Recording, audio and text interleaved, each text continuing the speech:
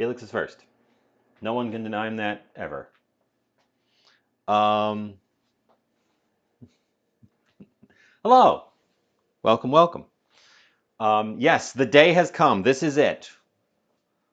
The appointed time has arrived. Thing is happen. Um, it's gonna be an adventure. Let me get out the pan.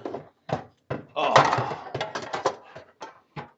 Felix is aware of what we're doing because this has been a plan since last year, um, and now it comes true.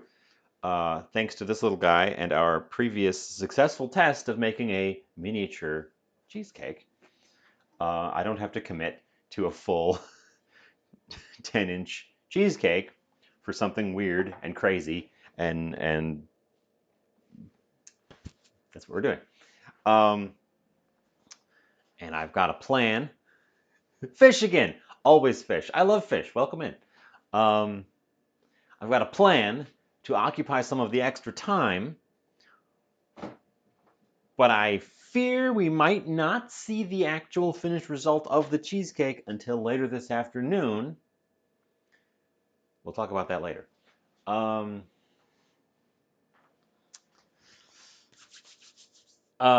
Step one is check there's nothing in my oven. Step one is preheat the oven because we need the oven at particular temperatures at particular temperatures. Um, yeah, yeah. I've got my little recipe. You can't even see it. It completely washes out. My little recipe for making a mini cheesecake in this pan. We're going to make some modifications to it, of course, because there's fish in it this time and not sugar.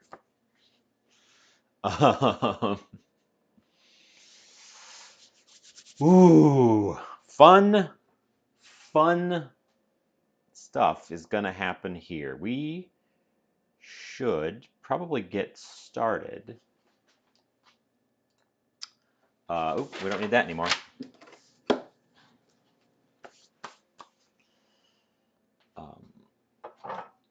But yeah, fish again. I love fish. I fish all the time. If I could, I'd eat nothing but fish. Then I'd probably have really weird. Never mind.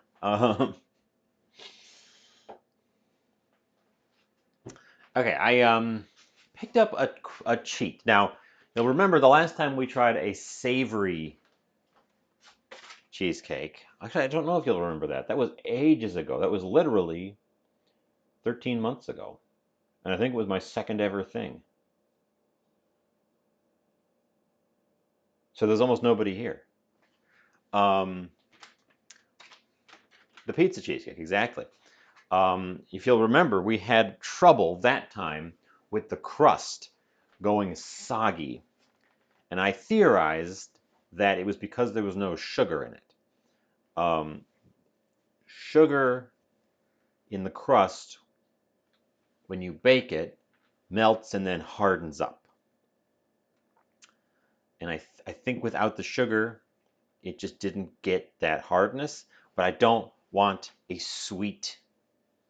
I should have on my camera here because I'm just talking to you. I'm just talking at you. There's nothing going on over here on the counter. I don't want a sweet base. I don't want a sweet crust. I want this thing to be a savory cheesecake. So savory all the way through. We're not putting sugar in any element of it. So I have picked up, this time, some croutons. I couldn't find unflavored because these things are hard. I'm hoping they will be a little bit more robust in the crust. I'm going to crush them up, use them. Fingers crossed. The other option I think would be to pick out some kind of hard cracker. The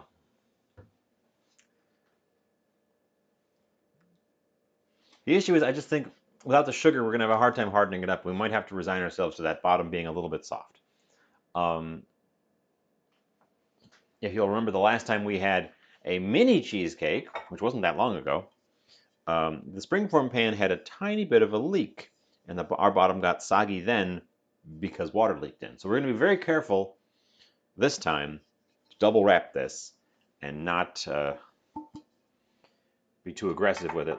I think I was too aggressive with it, and I punctured the foil at some point.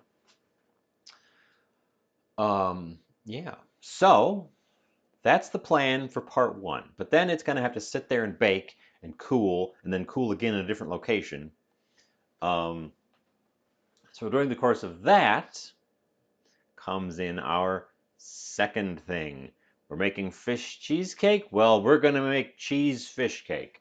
I've got some fish, and I've got some cheese. So we're going to see what happens. That's going to be 100% experiment, off the deep end. No idea what's going to happen. Fun stuff. I don't. But we'll get to that when we get to it. And that one will probably serve to be my actual lunch for today. So let's get started. First things first, I need some butter and a little bowl to melt it in.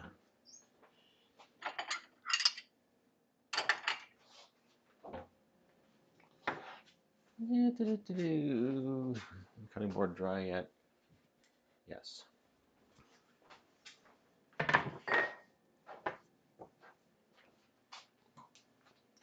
So we're following the step here. I've got the steps. I don't know if you can quite read them because they're in my handwriting.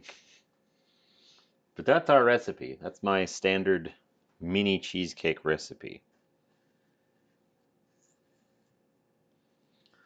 This is how I write recipes. This is why I never write down. I can never publish any of my recipes. So how is things? Stuff and things. What is going on in the wide world of people who view me doing nonsense in the kitchen?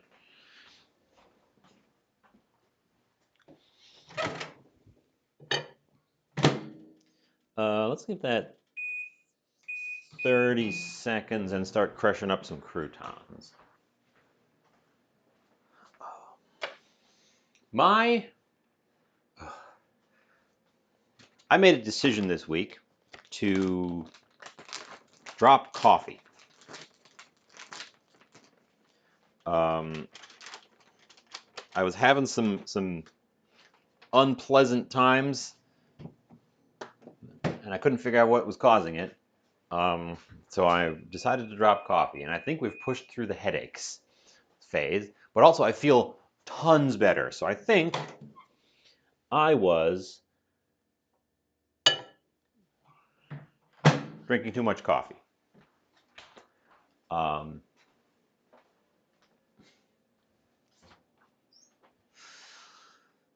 Let's see. How am I going to crush these croutons? I need about a quarter cup of croutons, so we should get the quarter cup measure out. Should taste these too. So that's a crouton.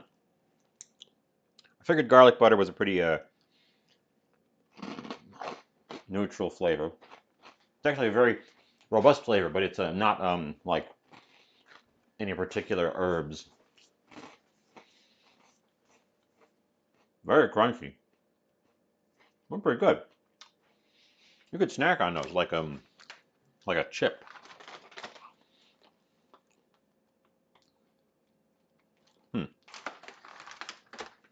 Keep that in mind.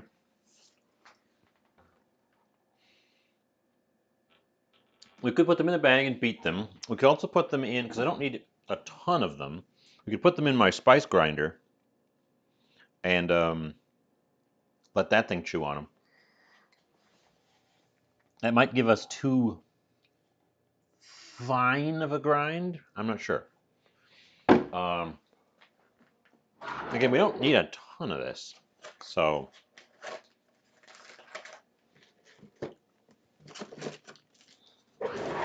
I think we're gonna go with the bag route.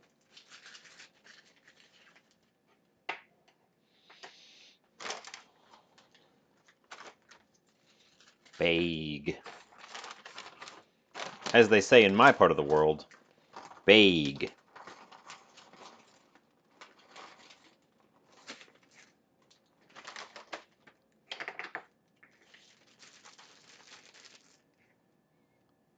That might not be quite enough.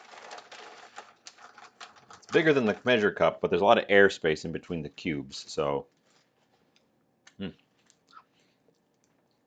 Boy, they are tasty. I'm gonna have to make something that calls for croutons so I can use the croutons. Or just throw them in things.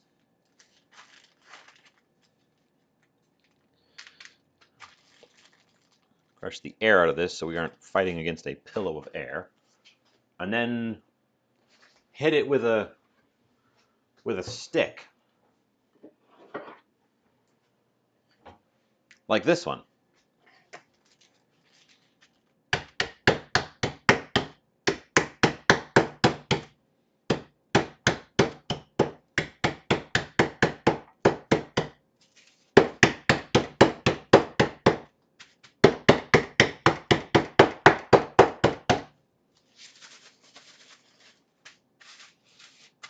Yeah.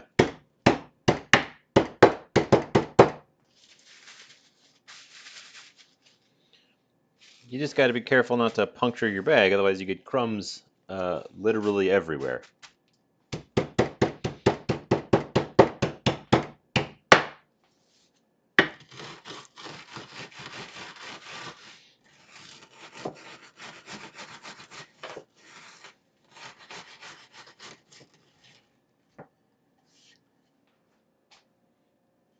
Someone was actually first on time today instead of waiting 45 minutes and then being first. Felix is the only person who is first today, and you can never take that away.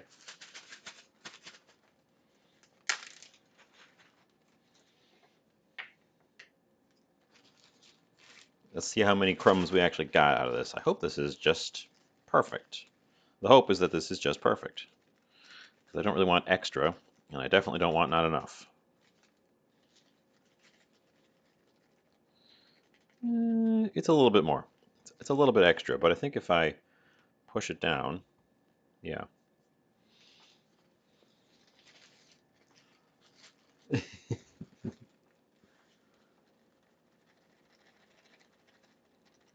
It's pretty close. Pretty close. Reasonably close.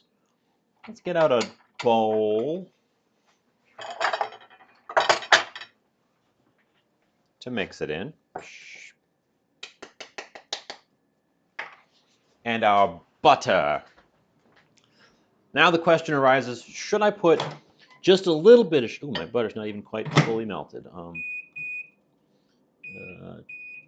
10 more seconds. Should I put just a little bit of sugar in there to help it bind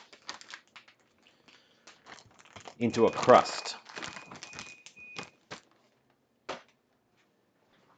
What else creates sort of a hard binding like that? Because when you cook the sugar, it melts and then it hardens and it forms that sort of hard caramelized surface.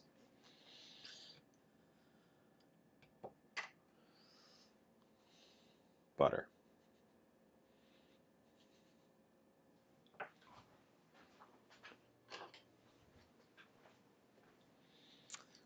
Egg white, but then I wouldn't need very much, and I'd hate to burn a whole egg. Well,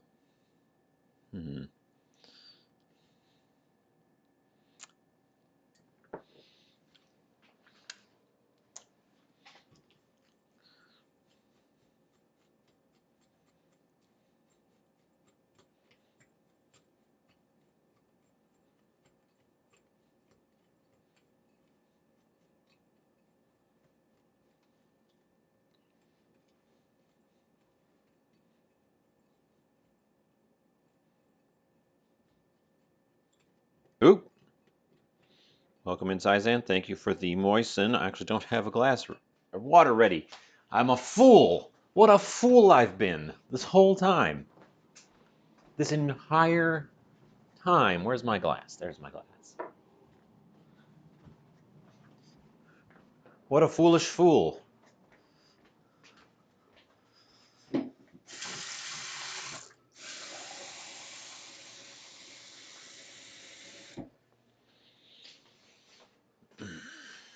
Thank you for the moisten.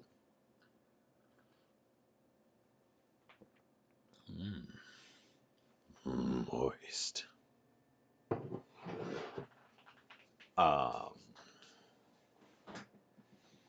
Let's see. If I take a extra large egg, I can take part of the white, use that as a binder, and then use the remainder for the fish cakes later on. That might be the best plan because then I'm not wasting the rest of the egg. And I would probably need an egg for that anyways. So let's do that. I only need a tiny bit of the white for this. And actually, since I buy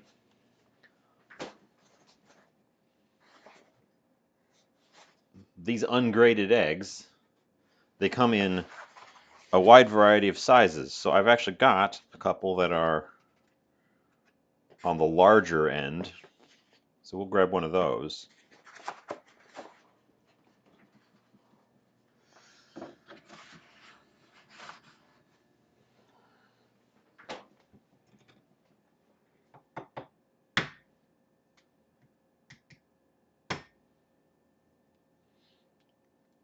Try to break it without mangling it.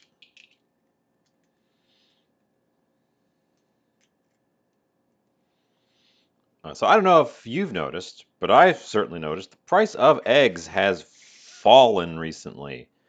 Um, the brand I typically go for has always been more of a little bit more expensive. They're ungraded, brown shell, free range. It's a large production, so it's not like it's somebody's backyard farm.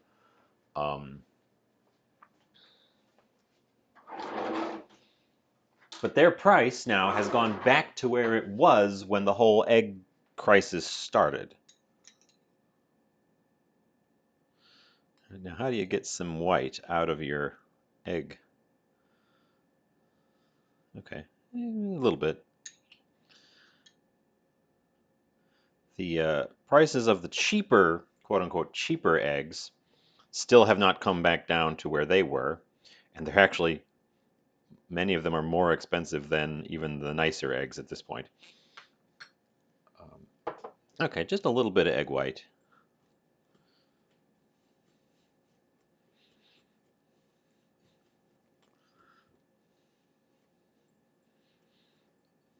But I'm happy to see that. We, of course, have the impending spring migration, which could very well bring another wave of bird flu to our chickens. So we will see if this is a long-term rebound, and also if the egg producers have changed their methods a bit, or if we're just to protect themselves, or if we're just going to be in for another round of nonsense. That's a good idea. That's honestly a good idea, and I'm surprised more people haven't thought of it. Surprised more chickens haven't thought of that. Chicken people? People chickens? 2 and 1. Welcome in. And thanks for the follow from yesterday when you followed me.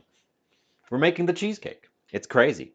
I need the thing with which to press down my crust. What did I use last time? I think I used the top of one of these. Different kind. Well, I don't think anyone made this kind of cheesecake that I'm making ever.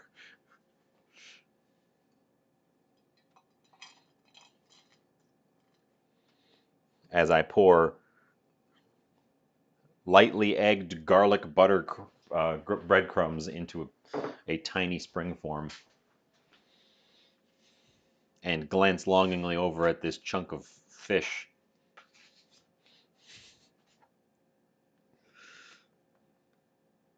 But what did you make today? I know that the no-bake cheesecakes are popular.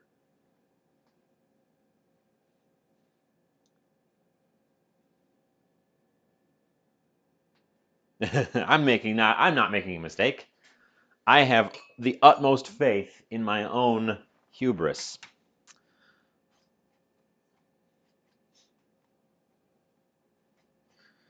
I think actually want the rest of these breadcrumbs in here. And possibly a little bit more egg white.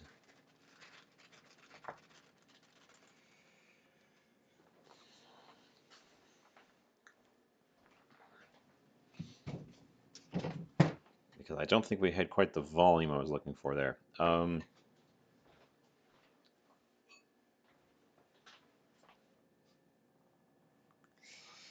See, I've made normal sweet cheesecakes in the past. And they're fun. They're fun enough. But what if there were no boundaries on food and you could do whatever, whenever? Semolina. Interesting. Interesting.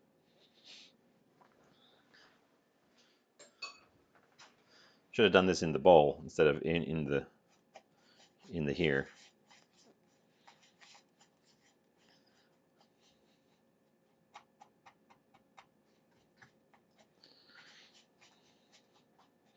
See, what I'm doing is early on I tried making cheesecake, and I realized that there's no specific reason they have to be dessert items.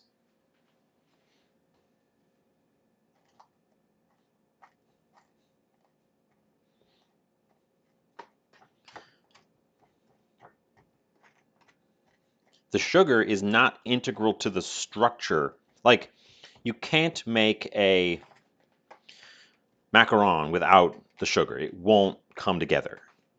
You can try dialing back the sugar and make them a little bit more savory in character. This is a sticky breadcrumb. But you can't take it out completely. But in a cheesecake, the sugar is well, but you're getting into semantics of the word cake. We call lots of things cakes that aren't sweet. For example, fish cakes, crab cakes aren't sweet. We still call them cake. Cake is a form factor.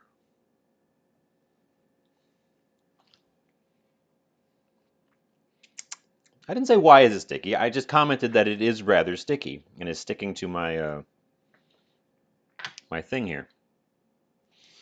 I understand why it's sticky. I'm just trying to mitigate. We're not pushing the sides up on this one either, because I feel like it doesn't have the structural integrity for it.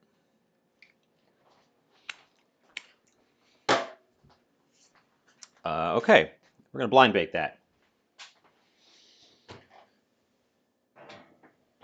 for 15 minutes.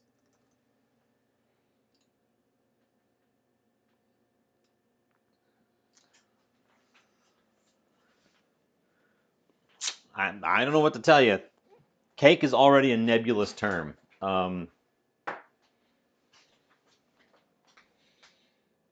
And I'm embracing that and running, grab and run. Um,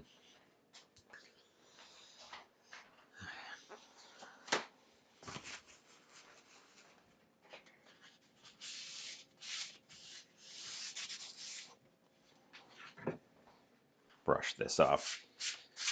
Um, also, I'm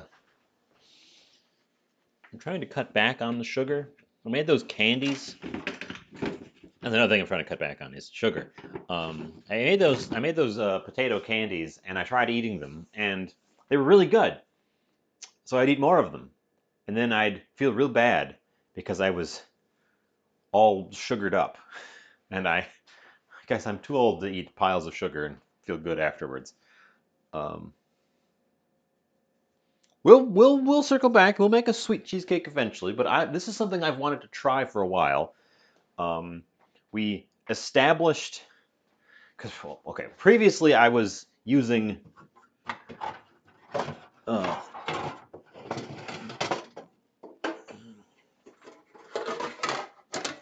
this to make cheesecakes.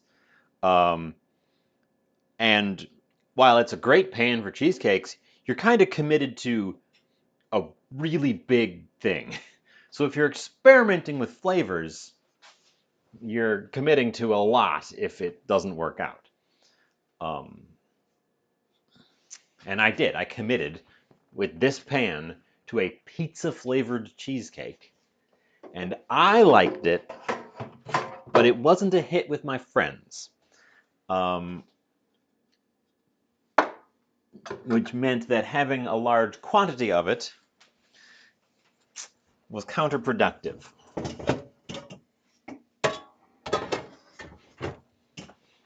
So we got the tiny spring form, but then I had to reformulate my recipe. So we're only just now getting back to doing an experiment after having reformulated our recipe. We have an ad starting momentarily, so I'll try to say nothing of import.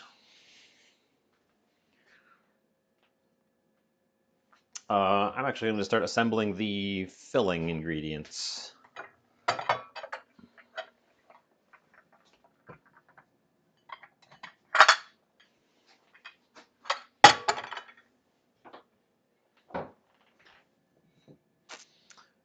We need half a block of cream cheese, room temperature. I have an entire block of cream cheese at fridge temperature, so that's it's almost the same thing, right?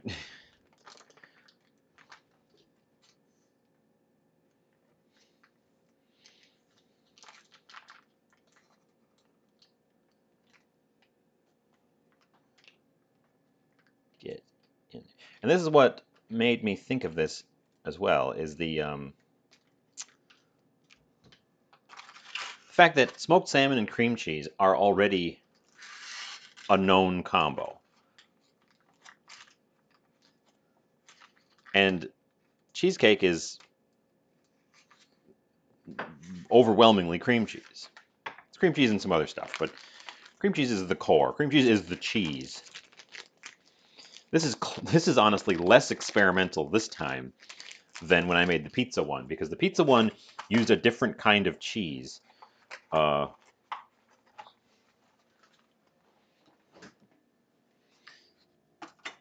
had some structural issues.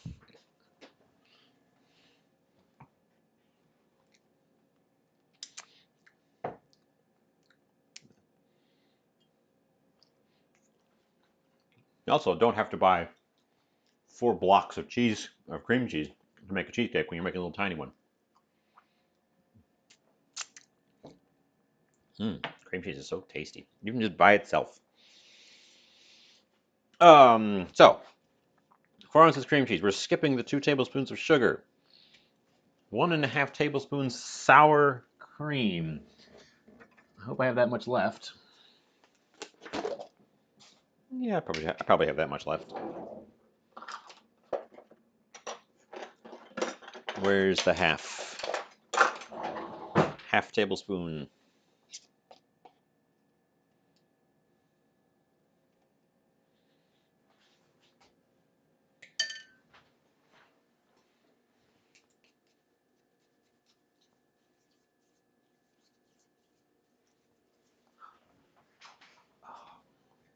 And I know there are other methods of cheesecaking. as well, besides what I do, which is the most elaborate one with the water bath.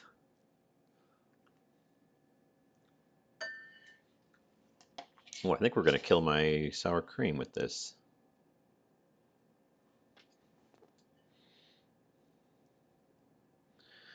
I'll add it to the list.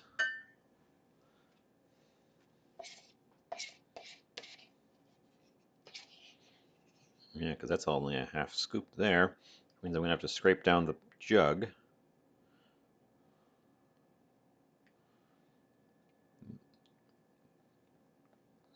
Okay.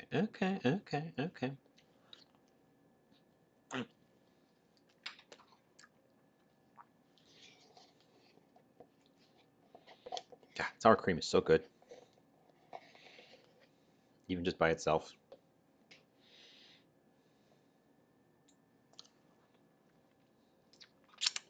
Okay, well, add sour cream to the shopping list.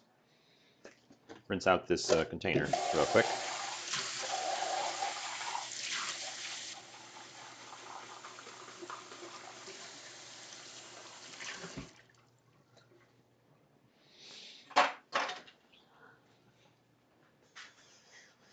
And liquid cream. This recipe I'm using now is so much easier than the one I originally used that had me cream the cream cheese and the sugar together thoroughly before I added anything else. And cream cheese is so stiff, especially American cream cheese, because they put all those thickeners and gums in it, which makes it come together in a cheesecake really well, but it makes it really stiff when you're trying to beat it. And I don't have a machine mixer. So it was a struggle.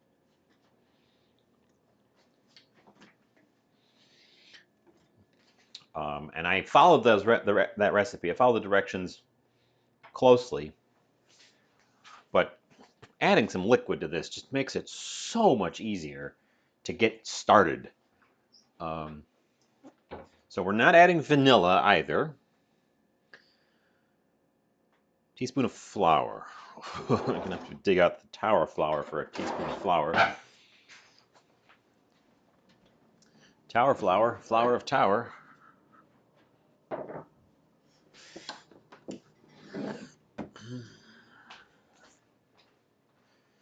The flour tower. Which it seems like a lot, but all we need is 1 tisp. I will keep it handy in case I want to add flour to the fish cake later. Oh, I don't think we're going to need that. Now is the time to add liquid flavorings as well. Do I have any liquid flavorings I would want to add to this? What goes with fish? Lemon? I think I'm going to add a little bit of lemon. I think we're going to add a little bit of lemon, which will also help with the tanginess. And because I want to use this thing up. I got this on discount, and I have been less than fully impressed with it. It's very sour. But I don't think it's that much better than the cheapo kind.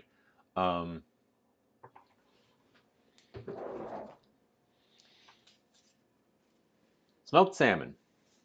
Because smoked salmon and cream cheese are already a combination. So even though I'm striking out into the unknown, I'm hedging my bets.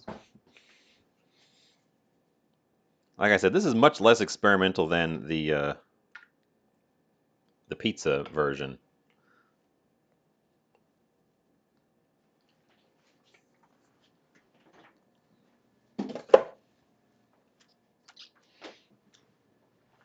Solid flavor mix-ins will not be added at this time.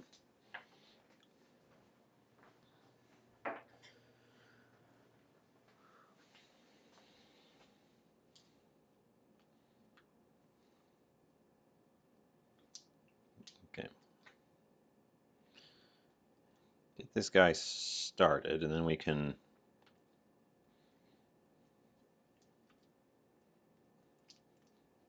switch to a whisk. A big whisk. Large whisk.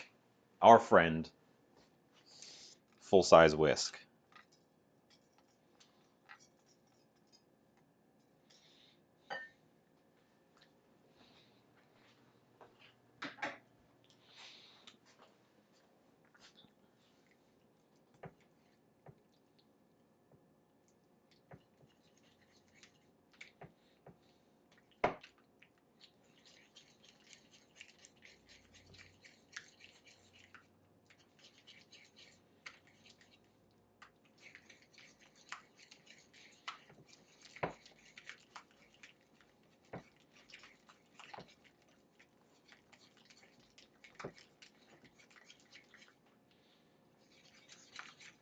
It could be tinier, but at the moment we need full-size whisk. Have a giant whisk. We're not quite thin enough. We're still getting caught in the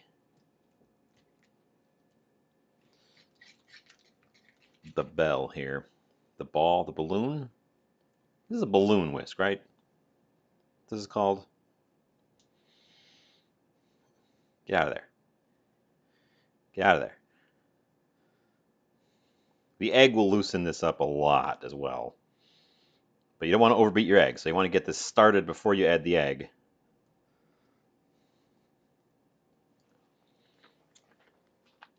And if you're cooking for just yourself, feel free to lick your fingers. If you're cooking for anyone else, don't lick your fingers.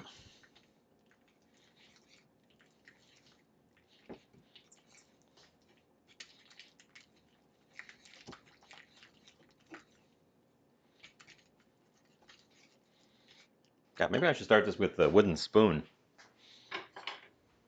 It's not. We're going to need the whisk, but I think this might be still a little bit too thick.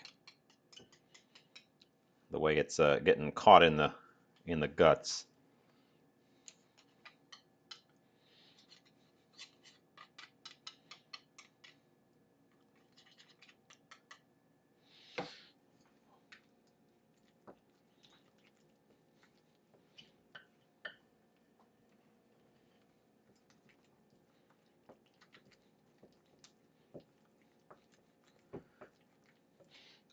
One minute left on our blind baked bottom crust.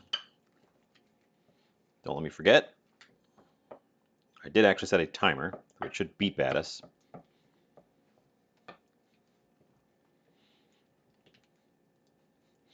This is why you pre-soften your cream cheese by bringing it up to room temperature. I didn't do that, which is a big factor in getting this to come out smooth.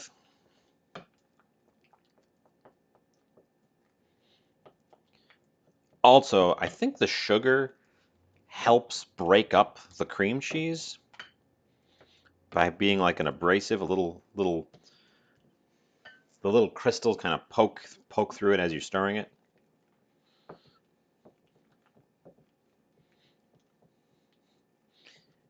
And as we learned with the potato candies, sugar is also hygroscopic, which will pull the water, some of the water, out of the cheesecake or out of the cheese, and make the whole thing a little bit runnier. 5, 4, 3, 2, 1. Timer done. Okay.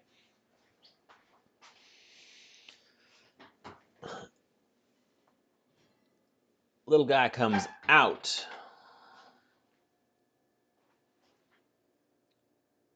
It doesn't look structurally sound. Temperature down to 300. I'm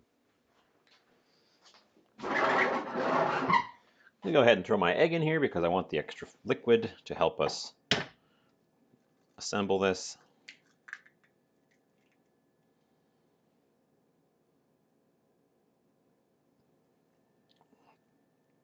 Get out of there, egg. Get out of there, egg. Okay. Okay. Okay. Okay. I've noticed I say okay a lot, as though to reassure myself that what I'm doing is not a terrible idea. It is not a guaranteed disaster.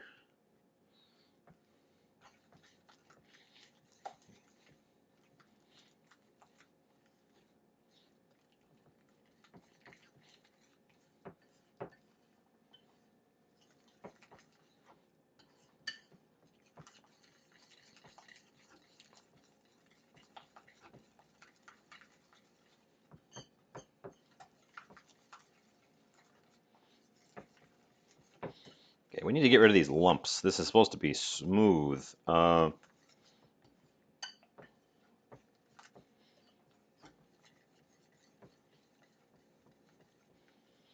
almost think I should have gone in there with my fingers at the beginning.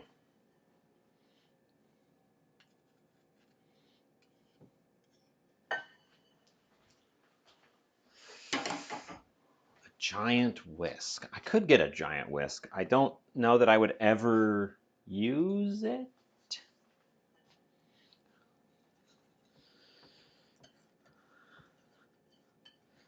Is the issue?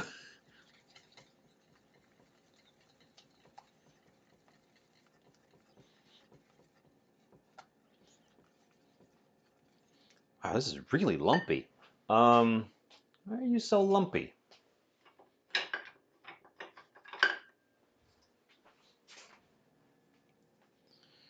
Okay, here's what we're gonna do.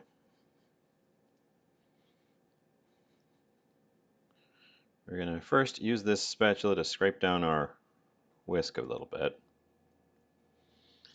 And then I'm going to press the lumps into the sides of the bowl in an attempt to crush them into nothingness. You know,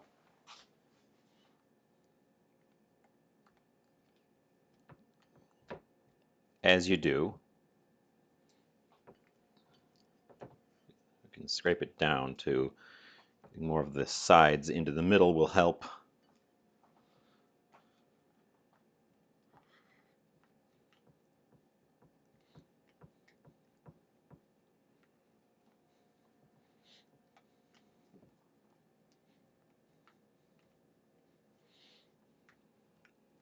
So the sugar, while not a structural component, definitely makes this phase, the mixing phase, easier. I will exceed that point. And move that.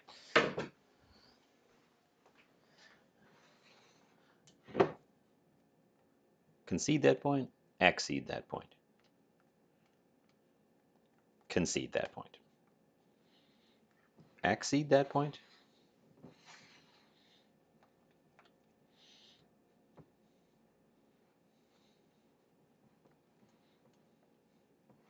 Concede that point.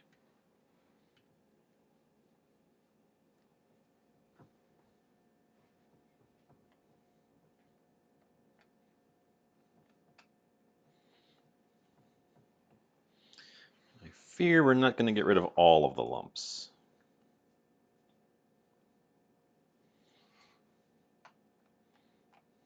Not without adding more liquid to this, and I already think I don't want to do that.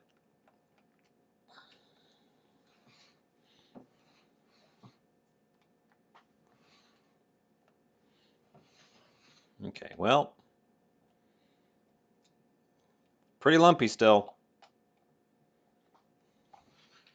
Pretty lumpy still. Not thrilled with the lumpiness.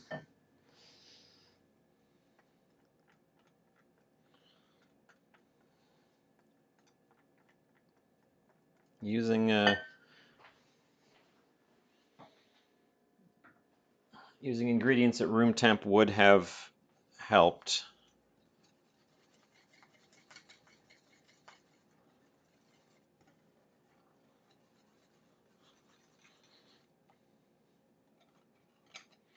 I can't mash some of them with the... Well, I guess that's as close as we're going to get. Now we get to add flavors. Fun flavors. First of all, I want to show you this. I need to show you this because I found this at the grocery store. And where did I put it? Oh no, where did I put it? Tossed it in there.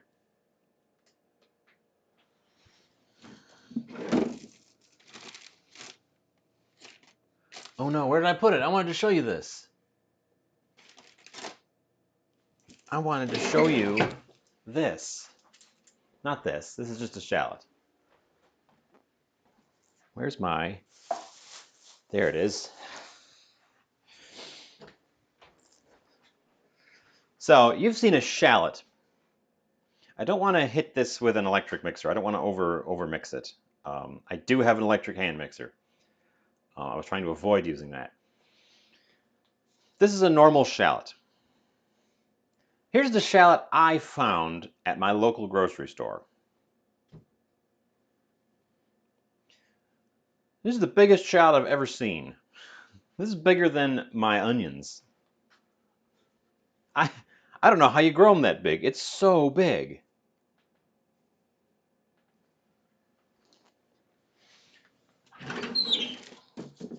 I had to buy it as a novelty, if nothing else. I mention it because we're putting shallot in this. Shwallot. The evolved form of shallot.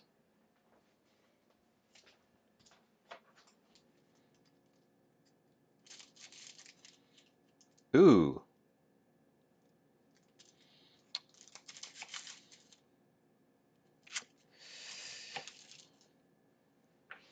We're not using this one.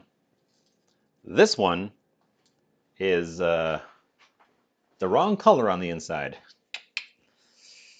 That one is a write-off.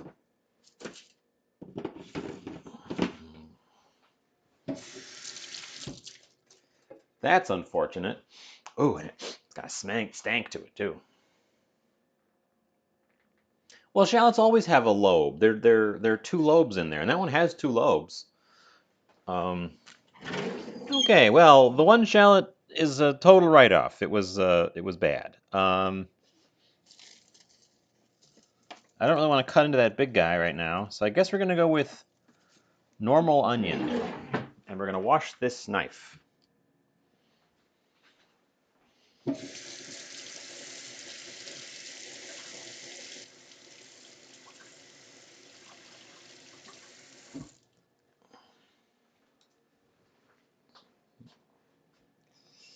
Okay, I guess we're gonna go with some normal onion, which is less exciting. I don't need very much of it, so this end.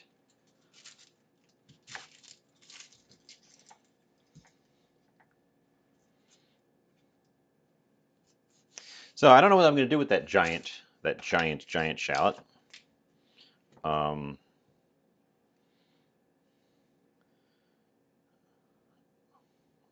can probably get away with just using one lobe and then have like two very large shallots. I could eat like an apple. I could just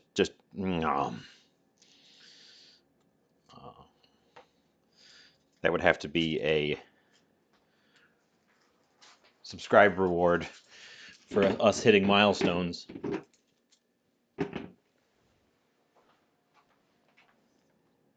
That's a thing I haven't done yet. Set subscriber milestone challenges and rewards.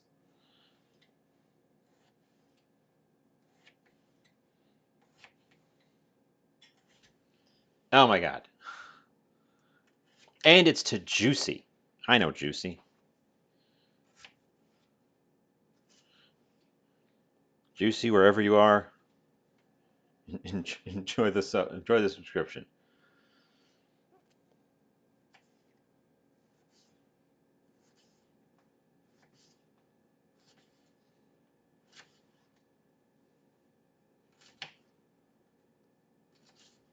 Okay. A pretty small dice. Survivor reward, I say. We haven't actually formalized it yet. You're jumping the gun.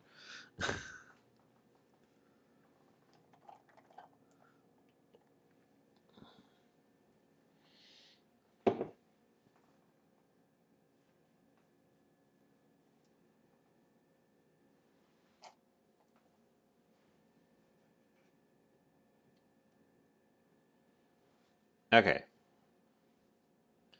A bunch of onion. A bunch of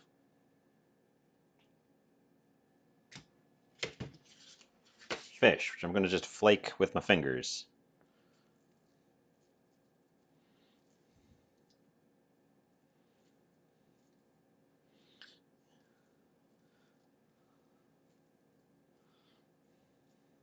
God, I love smoked salmon. That's another thing that's encouraged me to do this. My uncontrollable love of smoked salmon.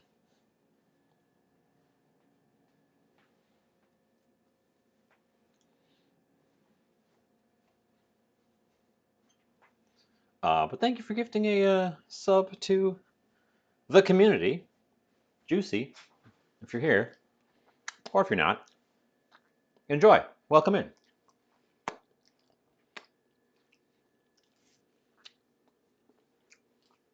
I'm licking the salmon off my fingers before I wash my hands because it's so delicious.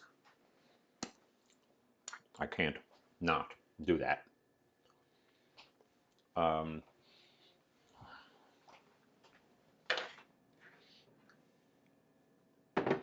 and we're giving the board a scrape as well because I want all the little bits in there.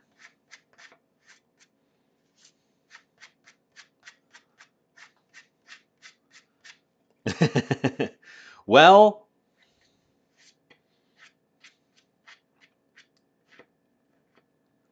it might not be a joke. We could make it real.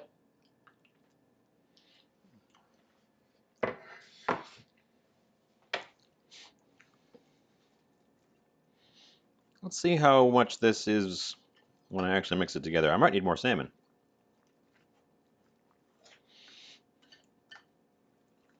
The good news is you can no longer see the lumps because I added a bunch of lumps.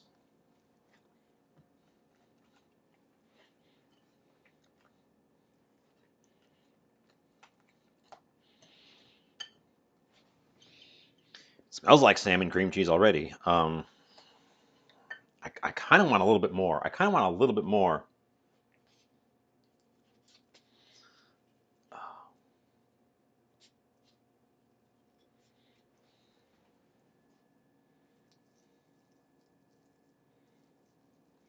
Yeah, I haven't. There's a lot of things I haven't done, and one of them is set up like tracking goals and stuff.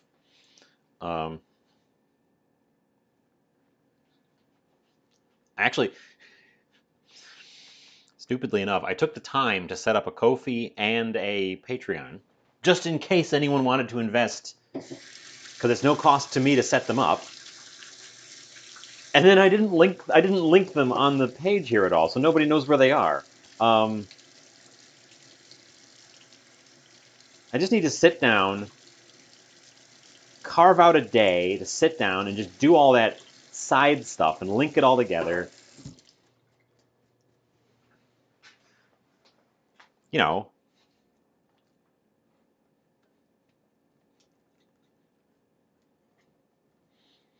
Okay. Not that I expect anyone to invest, but if they want to. That's the thing. Leave it there for people if they want to. I'm going to add some dill.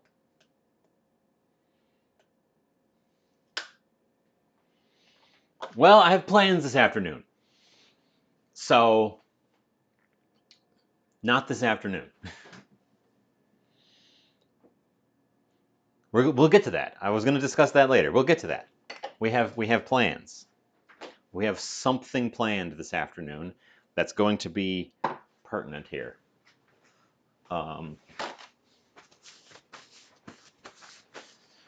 This is a jar of capers. I'm going to add a little bit of capers to this because I like capers, and I think capers go well. The flavors we're imitating here are like if you got a lox bagel or a smoked salmon bagel.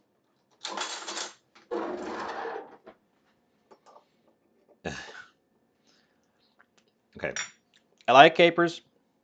This brand of capers has made their jar so annoyingly skinny.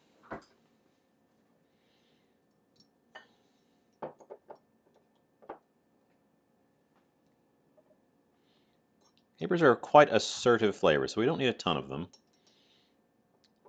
But they're also not going to be mashed up, so we need enough that they're going to kind of appear studded in, studded throughout. Okay, okay.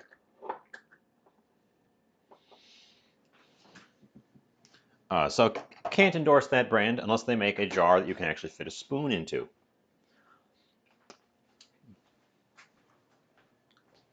We have an ad coming up soon.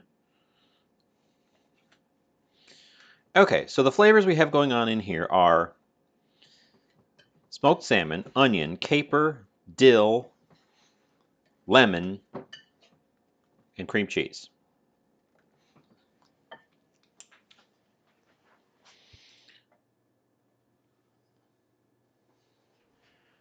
Our little spring form friend. Ooh, actually, before I start doing this, I need to boil some water. We need some boiling water for this.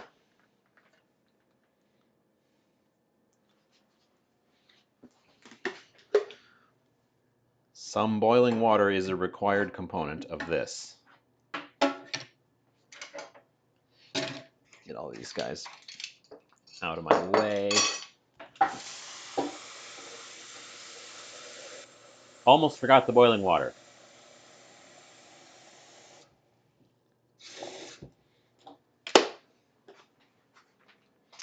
Fortunately, we have a kettle, so we can quickly boil some water. Hopefully I don't freak out the breaker this time by having all these things running.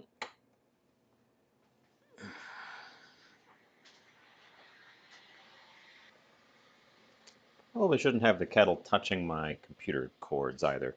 I do need a tiny teaspoon. I have actually have a plastic ice cream sample spoon. The issue here is that it's not long enough. But I didn't want any of the juice anyway, so the shellfish fork here was actually a good choice because it lets me strain it out. Our ad is in progress.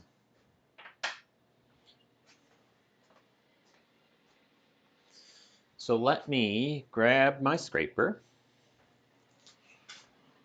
scrape down my whisk, ensure we aren't losing our delicious chunks. So the experiment here, as far as I'm concerned, is an experiment of structure and form, less an experiment of flavors, because I know that the flavors I have combined here work. That was never in question. The question is, will it cheesecake?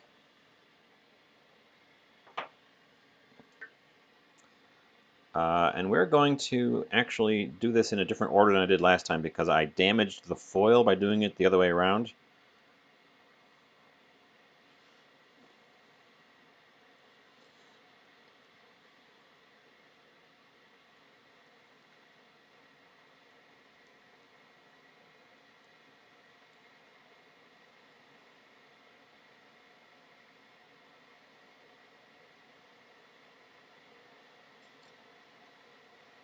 In terms of quantity, on point. Just the right amount. Just the right amount as far as I'm concerned. We're back from the ad, too. While I was at the ad, I poured the cheesecake into the tin. So sorry if you missed it.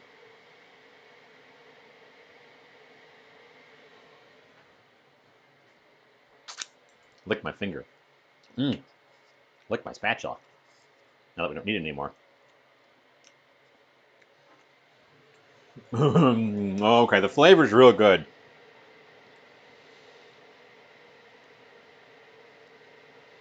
This guy's a bit of a thick boy.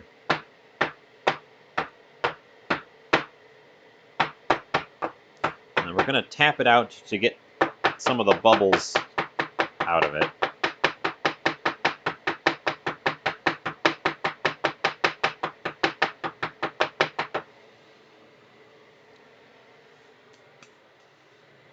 Okay. I always put things away, and I forget where I put them. I put them in different places when I use them. We are using a Corning casserole dish. Just like we used last time as our water bath.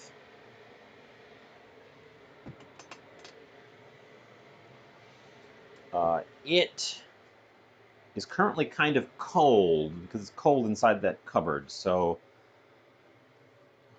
while I assemble my... We're going to put it there because that is the warm spot when the oven is on. We need to double foil my pan.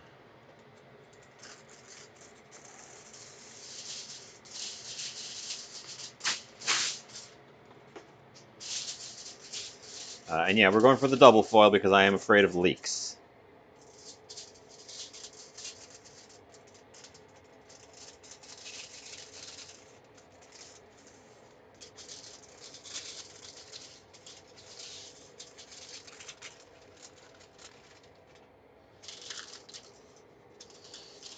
After having had a leak the previous time.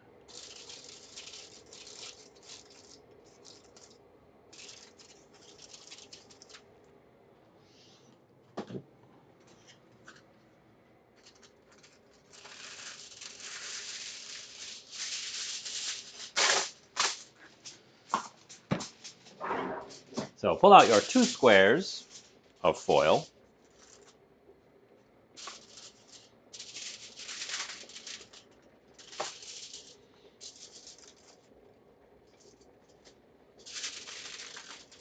Oop, okay. That's also an issue. The foil can't touch the top. Ever.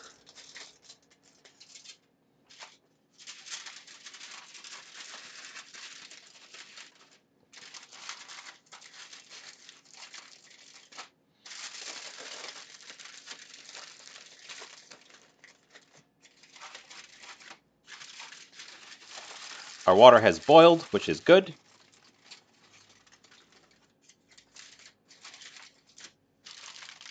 Okay. Squinch.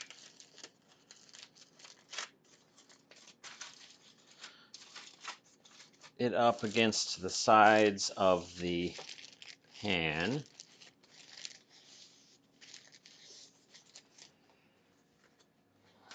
Pick it up, look at the bottom, examine for breaks.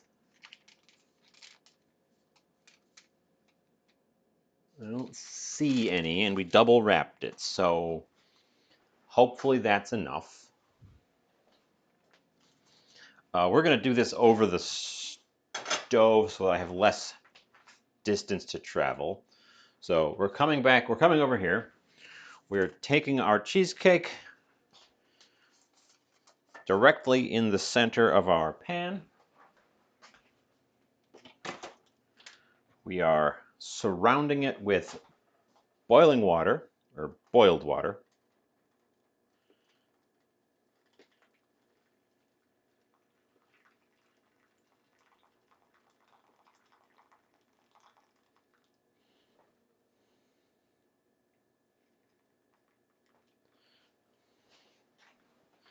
Almost a full kettle. That's another thing. When I made this with a larger pan, I needed so much more boiling water. Doing it with this smaller one makes the water bath a lot easier to handle.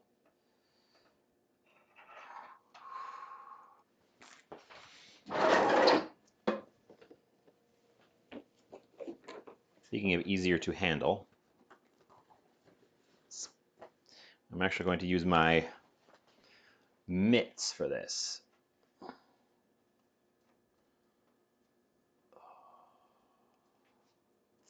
This is why they say put it in there and then put the water in, which is a good idea. Do that.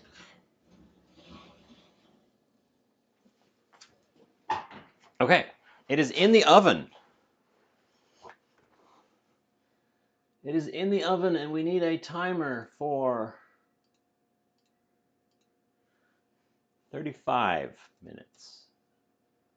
Started. Okay. I'm saying okay some more. Oh. Okay.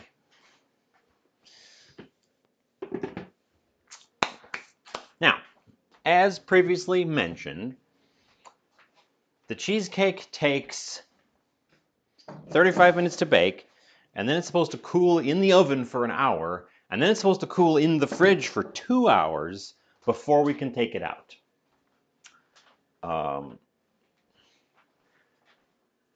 I don't intend to be on continually that long, but I have an idea. There's a project that I've been working on in my own time, and I'm just going to do it on stream this afternoon. We're going to have a break. It's not going to be continuous. We're going to have a break, and then we're going to come back. I'm going to come back after I'm, time to eat, clean up, all that sort of stuff. Come back. During that period, the cake will be ready to check on in terms of tasting. So that's the plan down the road. It'll also give me time to move everything to the other room without having to do it live.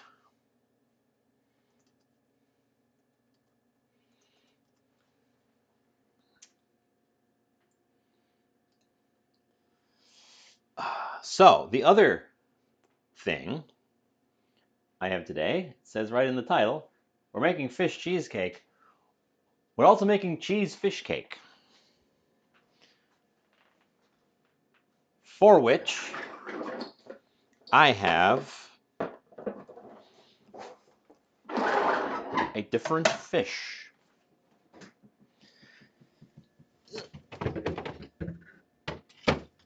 And a different cheese.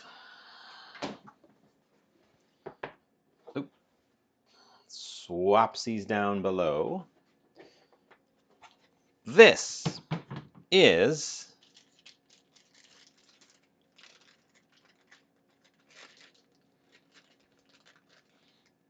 hopefully fully thawed. This is a, well, it says it right there, haddock. This is a haddock. This is what a wild haddock looks like when you bring it home. It's a strangely rectangular fish.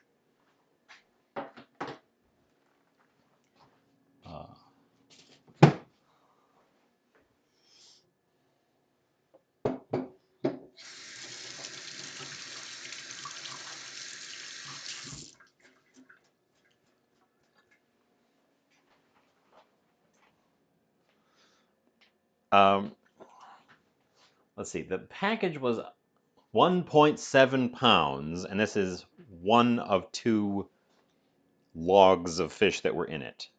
So this is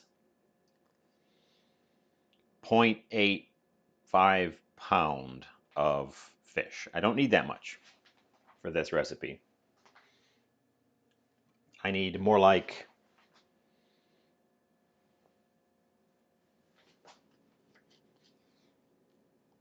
that much.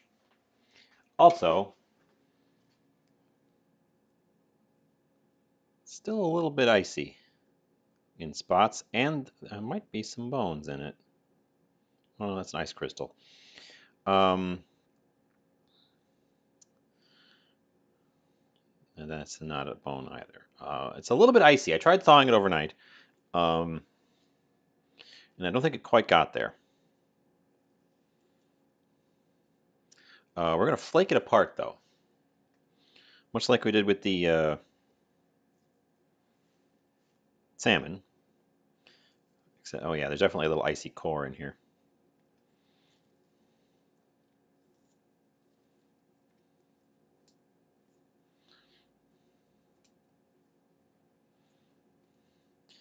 I've never actually had fish that was just a section of fish carved into a square like this. It's a little strange.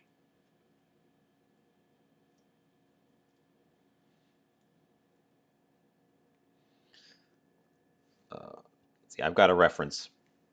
My hands are all goopy now. I should swap over to my reference tab.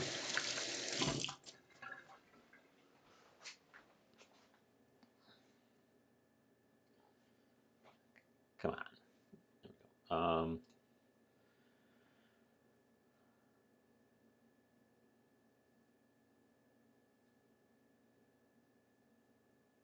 Potatoes. No, no, no. No, no, no, no. Oh. Well, I'm not doing it that way. So I guess my reference recipe is just out the window because I'm not following it at all. Um, just straight up ignoring that.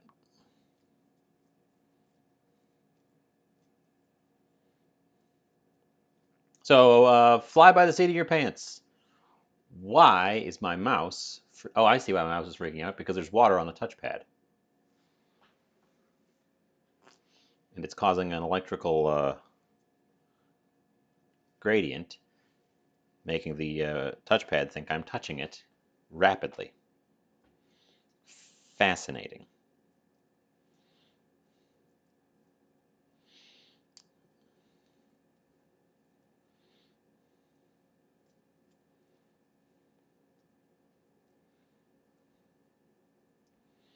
So I guess I'm kind of making a hybrid thing here.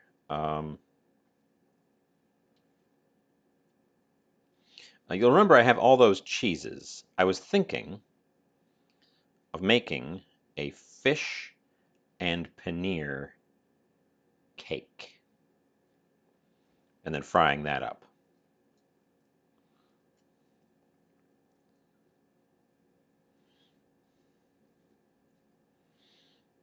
Paneer is an Indian cheese that is quite robust in terms of structure. It's an unaged cheese, but it doesn't like to melt. It likes to stay together and kind of toast up and brown.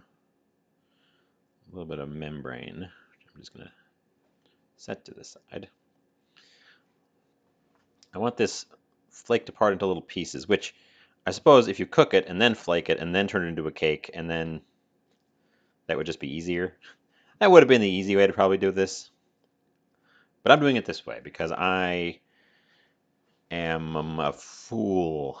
As we've previously established, I am a fool and I am willing to go for absolute nonsense.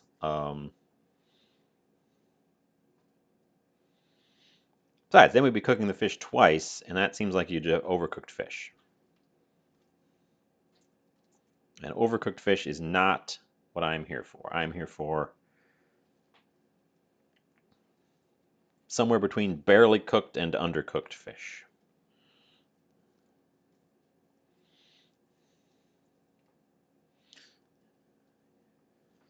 Give those sometimes you got to give those worms a fighting chance, you know?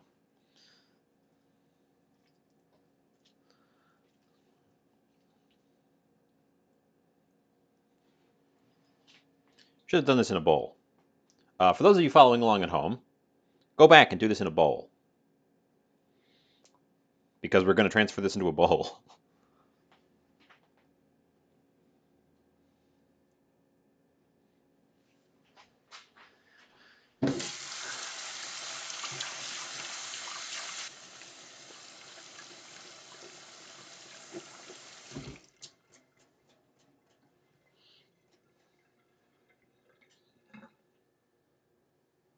Oh, it's an onion skin. I was wondering, why is my draining so slowly? Well, there's an onion skin caught in it.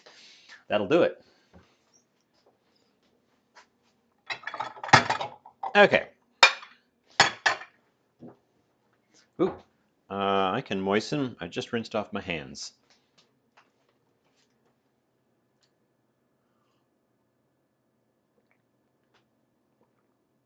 Mm. Moist. Okay, I've got another half of fish too. I can have that for dinner. Okay, okay, okay. I'm saying okay more. My favorite word today. Okay. Okay.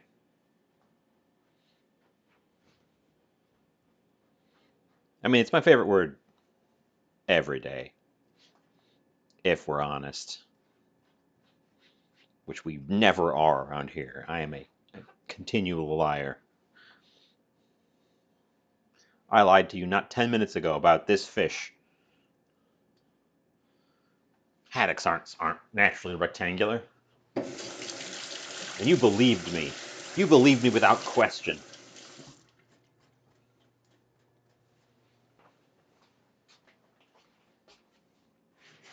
Here's that egg we had before.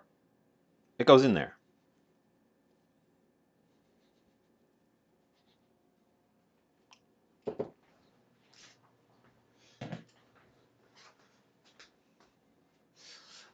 I'm going to, before I fully clean my hands off, bag up the other half of this fish so that I can get rid of this wet cutting board. I don't think we're going to need it now for the remainder.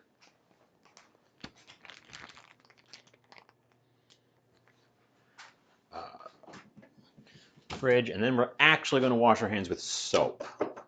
Now that I've touched everything with a slight veneer of fish on my hand.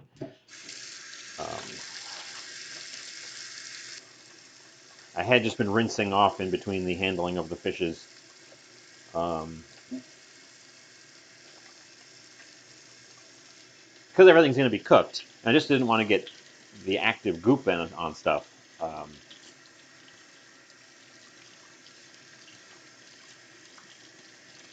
But I think now's a good time for a full scrub and dry.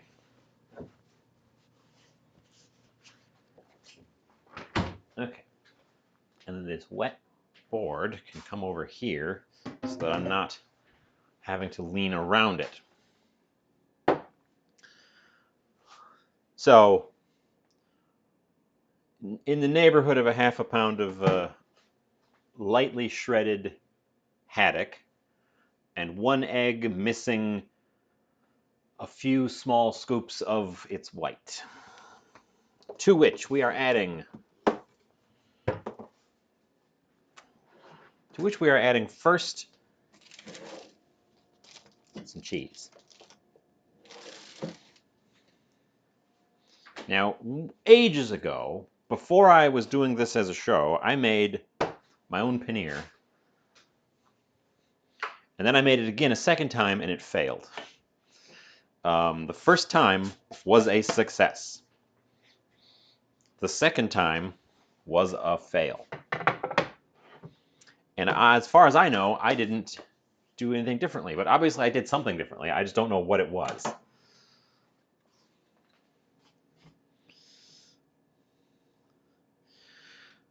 And then for a long time, I just couldn't find paneer. I either had to make it myself or I couldn't get it. We don't have a big Indian population around here. Right? Second time, it was like the first time I made it, and then I cooked it the way you cook paneer, where you hit it with high heat and it toasts up. And it worked great. It worked great. The second time, I did the same thing, and I tried heating it, like doing it hot. And instead of browning, it immediately melted. So it was still edible. It still tasted like cheese, but it super didn't hold together the way it was supposed to. When I made that halloumi, I had a similar issue, but only halfway. It softened up a lot more than I think it was supposed to, but it still held and browned. It just got really gooey in the middle, which was honestly quite nice, but it wasn't what it was supposed to do.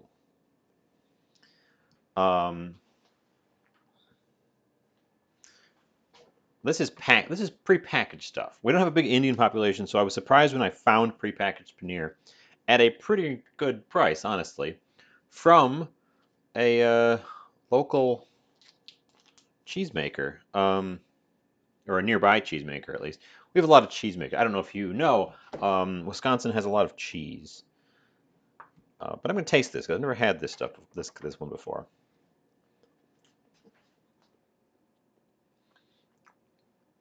Firm, creamy.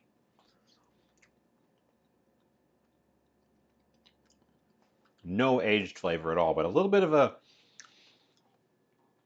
acidic tang right at the back of your jaw, just a tiny bit.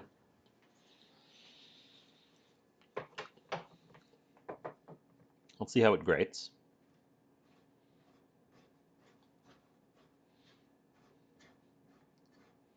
It grates okay. It's maybe slightly too soft for the small grate, but it would definitely be too soft for the microplane. So it's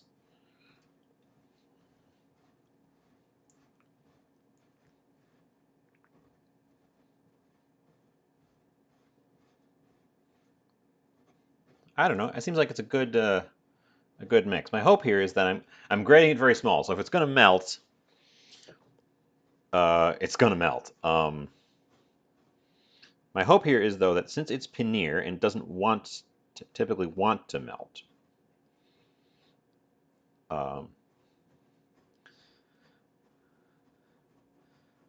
I can put it in there, and the parts on the surface will brown and help contain the middle, and then there'll be this sort of gooey middle where the inner bits have heated more slowly and turned to gooey cheese. That's the plan. That's the idea. That's the concept.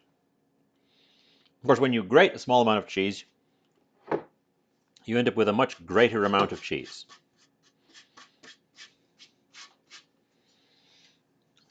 It's great.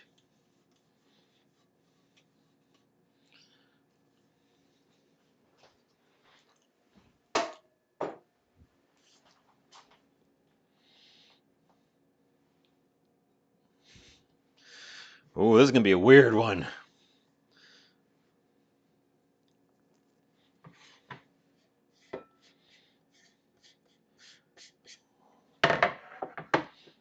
This is going to be a weird one. Not going to lie. I've got my panko breadcrumbs, which I'm going to add an unmeasured amount. This is a bunch of unmeasured amounts. If this works, there's no way I'm ever going to be able to recreate it, ever.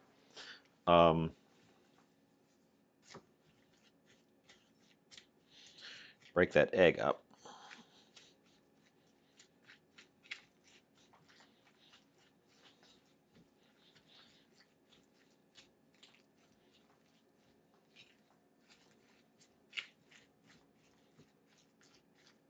Yep, we have an ad approaching. Of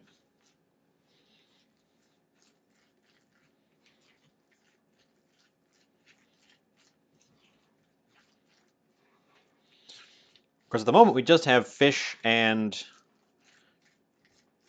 cheese and the binders in here, which sounds a little dull. Honestly, sounds a little dull. We should definitely flavor this. I also am going at it a little bit hard. I'm mashing it. I am kind of mashing it together. I'm shooting for almost like a burger patty. I was reading about fish cakes, and I came up with two kinds of fish cakes that both use the same varieties of fish, which is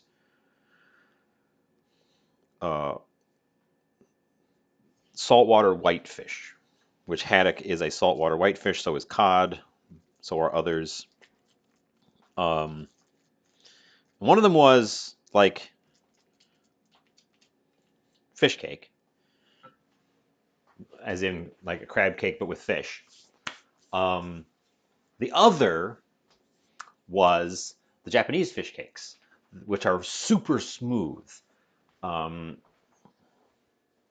what they do is they really beat the heck out of the raw fish, and they blend it into basically a paste, and then they add starches to that, so that the finished result, and then they steam it, and then the finished result is this silky smooth, cohesive like fish product, which we know as surimi. And then in the U.S., they'd like to shape it into the shape of crabs and stuff. Um, so I'm kind of mashing this so that we can, with the idea of that really smooth kind is also good. You can overwork this and it doesn't ruin it. That was some black pepper. What's all in an Old Bay? I'm gonna try to keep that as a thing. Celery seed, paprika, red pepper, salt, sugar. Okay, can do. Salt.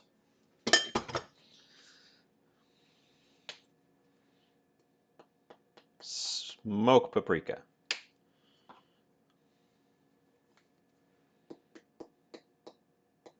Chipotle pepper. Black pepper's already in there.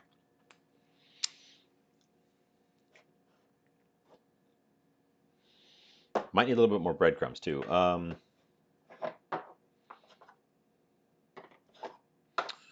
I have celery salt? Do I have celery anything? I might not have celery anything.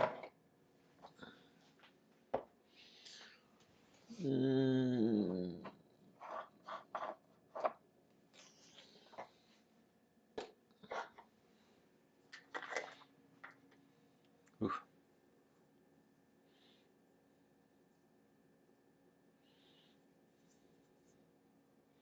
A little bit of ginger. Powdered ginger. A little bit of powdered ginger. Why not? Why not? Throw it in there. It's fine. Half the time, 90% of the time, you can just throw flavors at your food and it'll work out. It'll work out. It'll come together. A little bit of garlic powder. A little bit of the non-smoked paprika. Because they're different.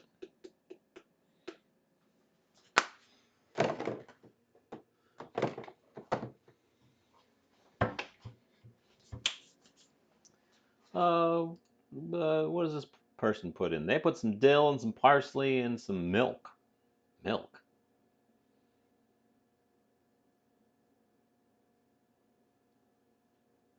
Milk. A little bit more breadcrumbs. Nutmeg. I could do nutmeg. That's a good idea. Gotta find my nutmeg. Nutmeg, nutmeg, nutmeg, nutmeg, nutmeg, nutmeg, nutmeg. The only kind of nutmeg I have is whole, which is very intense compared to the pre-ground stuff. And it also appears that it lasts basically forever. Because I've had this for years, and it still has a quite high level of pungency.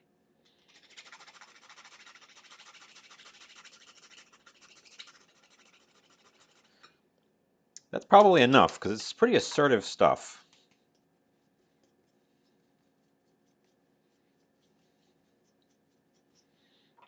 I've shaved off about that much, which might, who knows, that might be too much. Don't need much. Pretty assertive stuff. We could get weird with this too. I've got all sorts of oddball stuff in here. I don't think I want to throw in the Szechuan peppercorns, but that could be an interesting an interesting flavor combo. Szechuan crab cakes.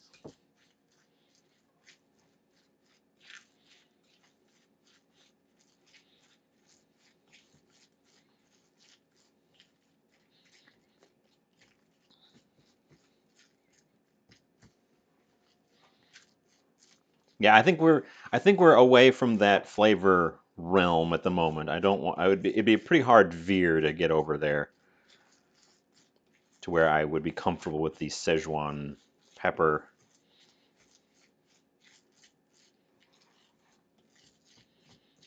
Okay.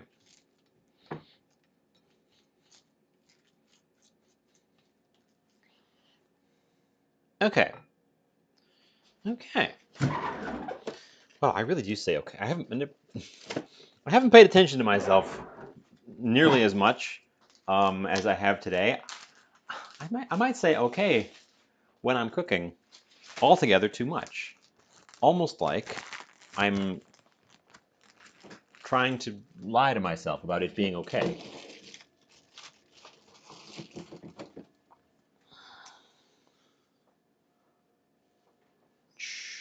Anything else? Got some good flavors in there. Got some strong flavors in there. Oil's going to be on the outside. I think we are going to form it up and see what it do.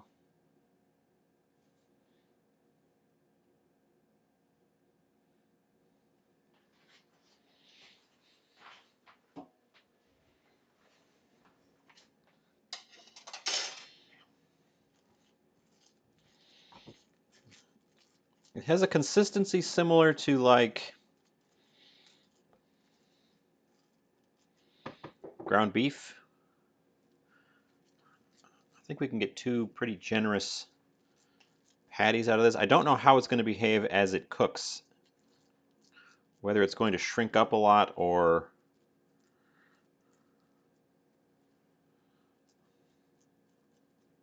what.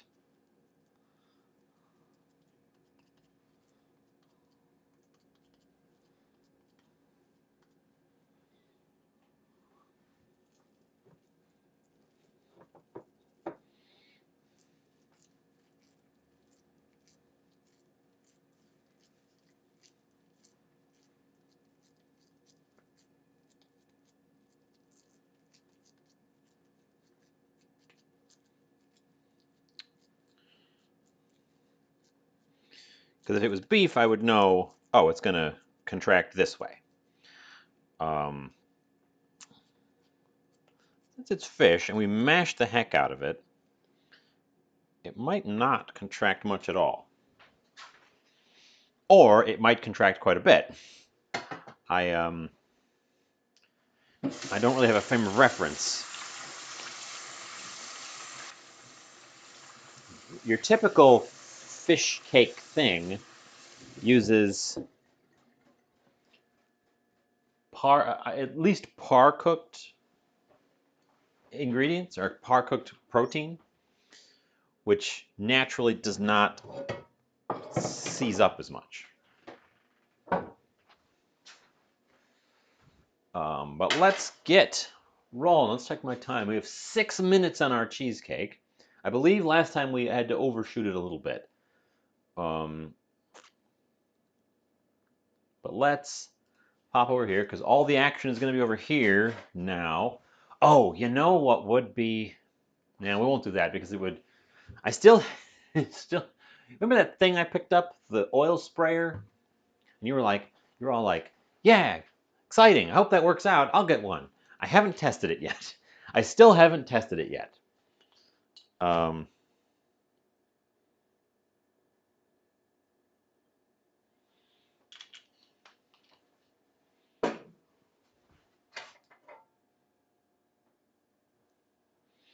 okay, quite a bit of oil for this.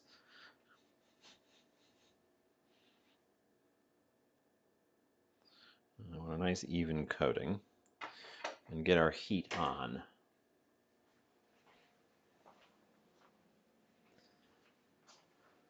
We're using the non-stick because I'm a little bit afraid of the it sticking, stickage. I should put things away while that pan is heating up. You know, the gentleman stayed out the whole time today.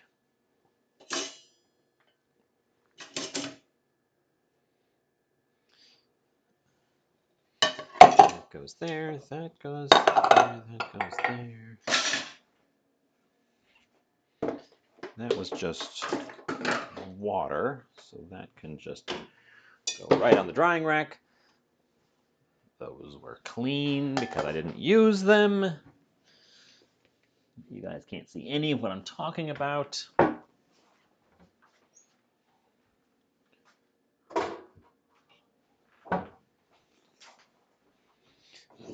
Bowls, cutting board. Ooh, another bowl. Bowls, cutting boards.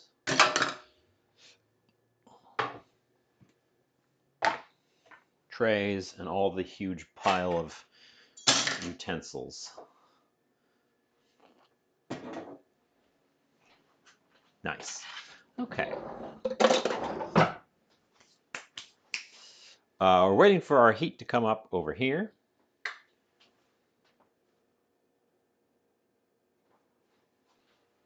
Oh, that was the temperature gauge on the. It was a click came from the corner where there should be nothing clicking, but that was the temperature on the kettle dropping and the inner controller clicking back. Usually I'm in the other room and I hear this click come from across the house, and it's because it heats up and then the heat clicks the thing, and then as it cools down, the thing eventually unclicks even if it's not plugged in.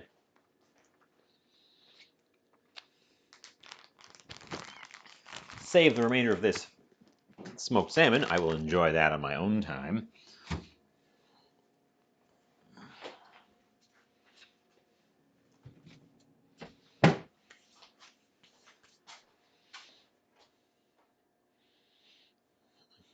Okay, our oil is moving on its own, flowing like water. I'm going to say that that's hot enough to put our fish cakes, our cheesy fish cakes, in. There's not an immediate sizzle. I may have jumped the gun. I may have jumped the gun a little bit because there was not an immediate sizzle.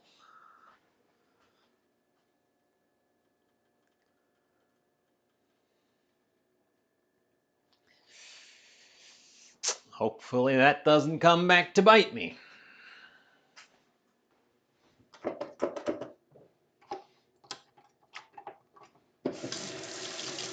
Refill my soap.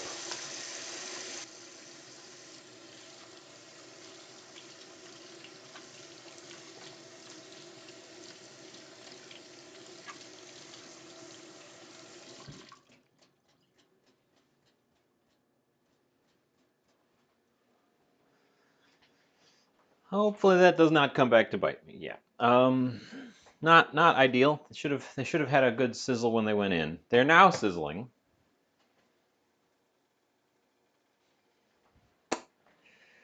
But we will see. I guess these are going to be served just as themselves, so they're going to need some kind of a sauce. So let's make a delicious sauce while they're getting started over there.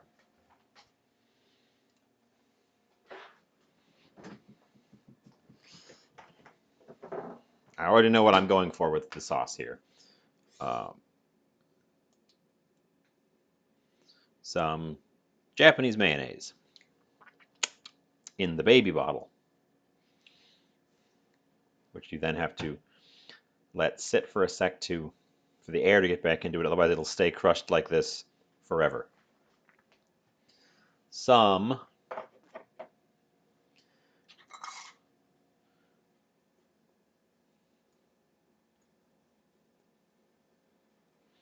curry powder.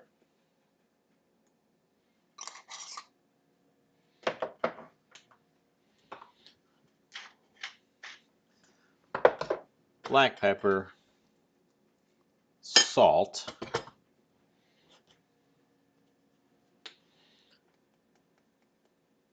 dill,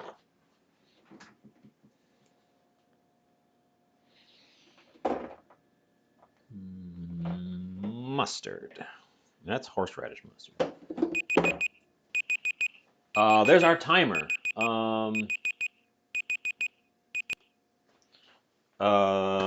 Forgot that was going to happen. Takes a peek. Needs a hand to jiggle with. Needs to get jiggling. Hand.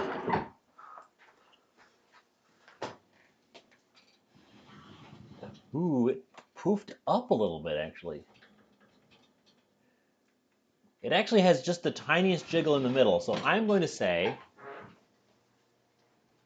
we're probably ready to be done with the cheesecake.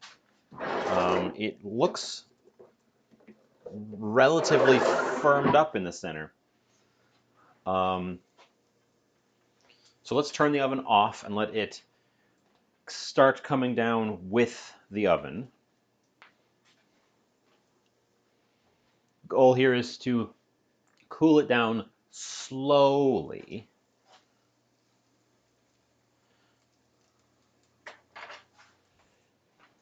You guys don't get to take a peek at it now because it's still in a fragile state.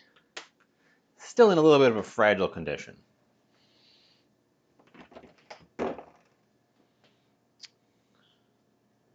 What was I doing? I was making a curried tartar sauce. Oh, by the way, I'm making a curried tartar sauce.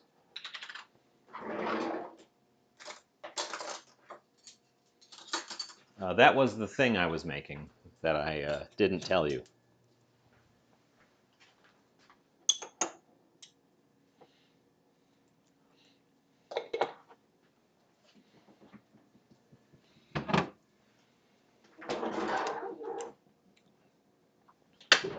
For which we shall enlist everyone's favorite whisk, the tiny one.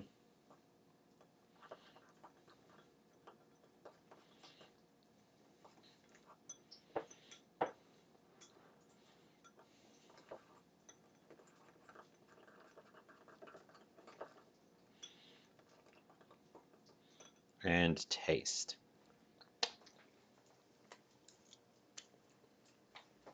Needs more. Non-Japanese mayonnaise.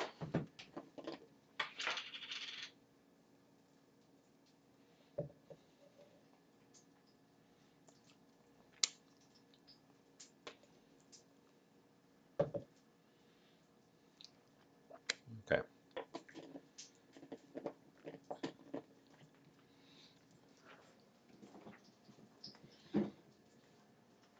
Needs more acid too. I think it needs some lemon. Which again, trying to use this thing up, so good.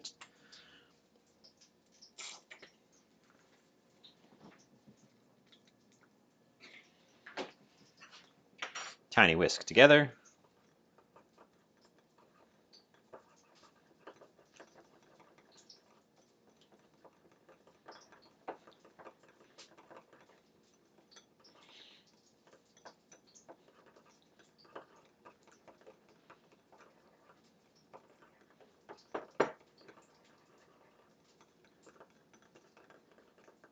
Taste.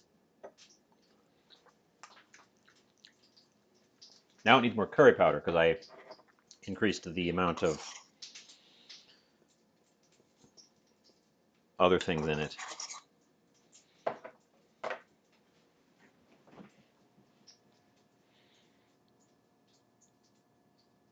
don't think it needs any more relish, though.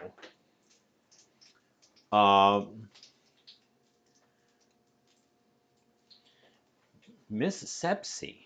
The weather by me, the weather is currently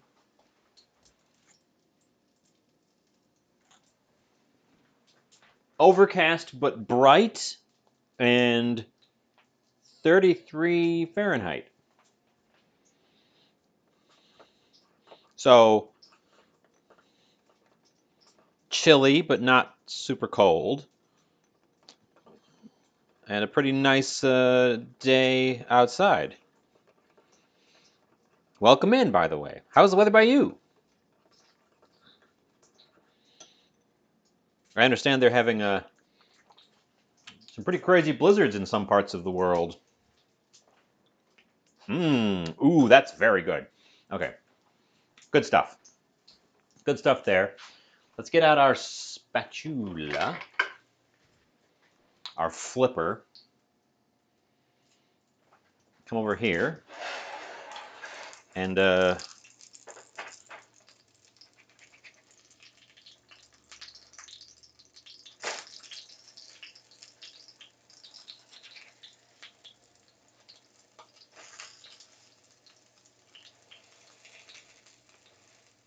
well,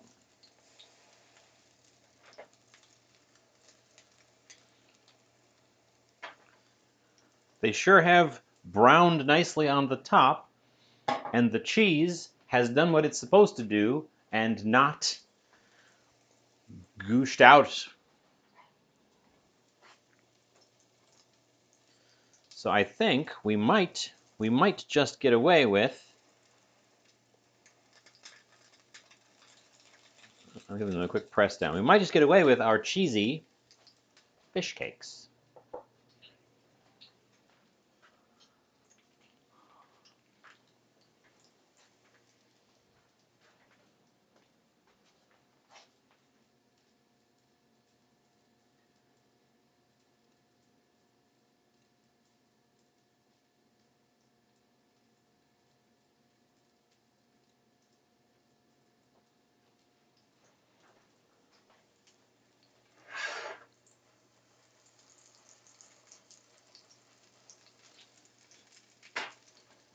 I think we're getting away with them. I think we are getting away with what I... Oh!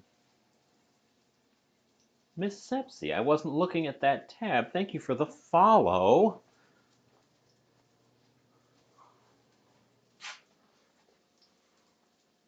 I don't normally call out followers, but you just talked in chat as well, so...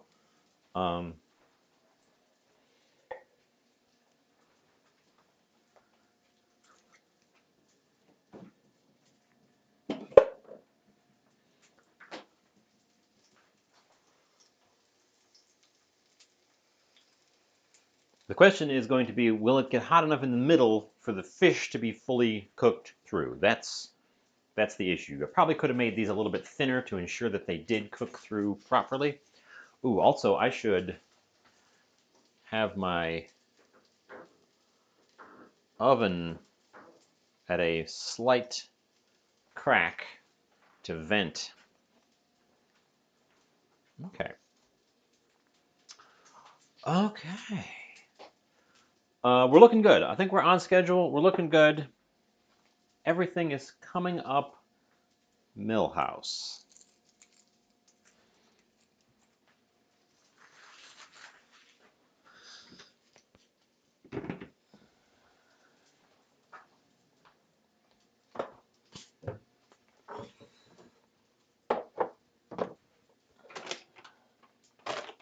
What is my favorite dish to make? Cooking for myself, my favorite dish in terms of how frequently I end up reaching for it when I can't decide what I want is noodle stir fry. Because you can add so many different flavors to it, and it's also really quite easy to put together, even on short notice.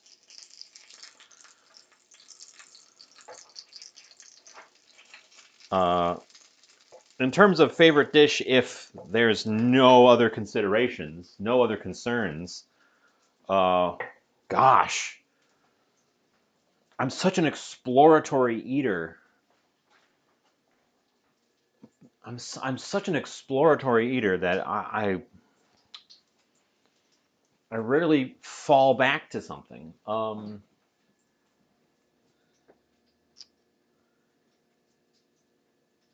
It would end up being something like lasagna. Too elaborate to be doing frequently, but I always really enjoy it when I have it. Um, and there's still a lot of room for creativity and variation within the formula. But I don't know. Favorite dish to make overall would be really a hard question. Miss Sepsi in here asking the hard hitting journalism.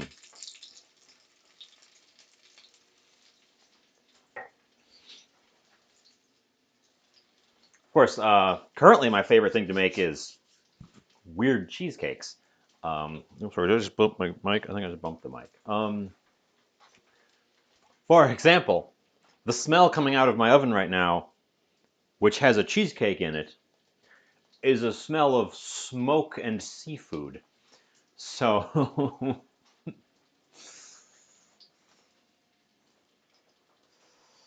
let's check the bottoms of these guys. I think they've been in there long enough to, yeah, cook on both sides. These things have held together phenomenally well.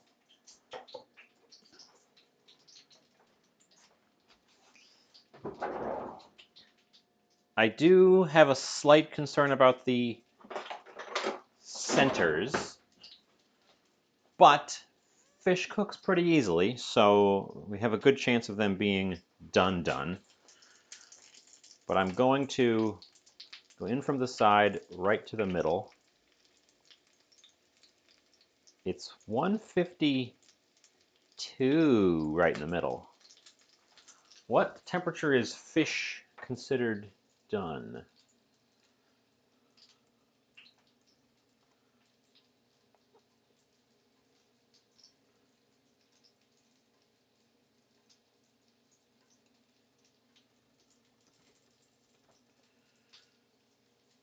FDA says 145 is fine, so I guess 152 is more than fine. I'm gonna call them in that case. Let's get a plate. Let's get a plate and get plating.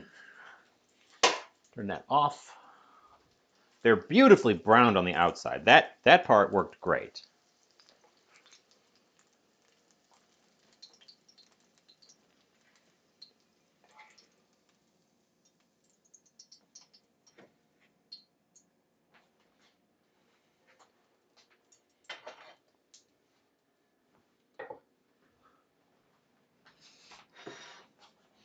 Bring us over here.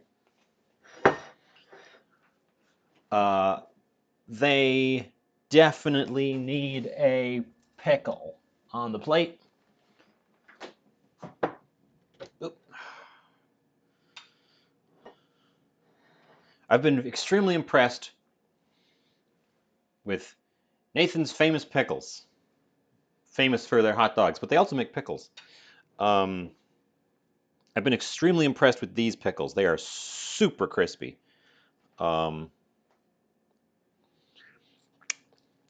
Sponsor me, Nathan's. Yeah, they have the cakes came out with a beautiful crusty color. We have an ad coming up. I want to. I'm gonna snooze that ad. But yeah, I've been very impressed with these pickles. I suppose it kind of makes sense. Pickles are a side dish for hot dogs. So having a good pickle to go with a good hot dog makes sense.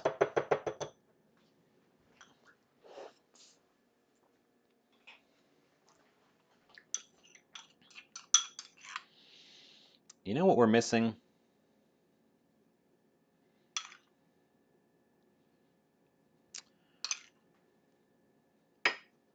Fries.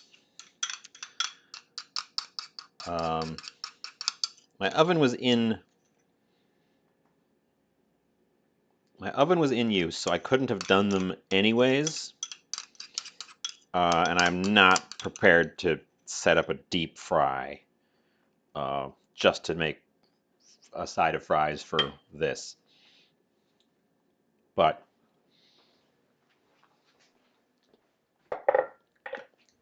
except for the missing potato element on this plate, we kind of made a fish and chips.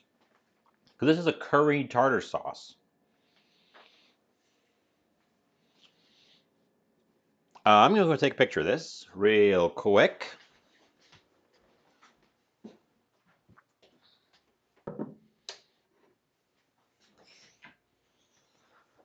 As it is now. And then we will give it a taste test, and then I will talk about later this afternoon.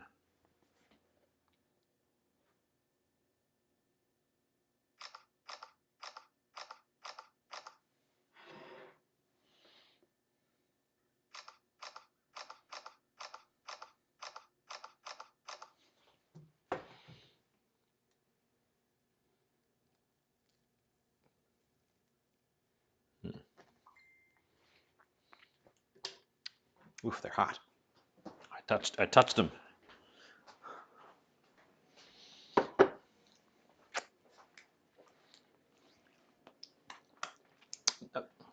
Okay. We used a non-melting cheese. So these are blazing hot with cheese in them, but the odds of a cheese stretch are extremely low because we used a non-melting cheese. So let's give it a fair shake. No cheese stretch. Didn't really expect there to be one because, as I said, non-melting cheese.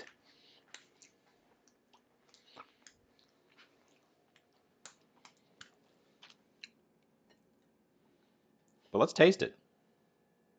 They hold together super well.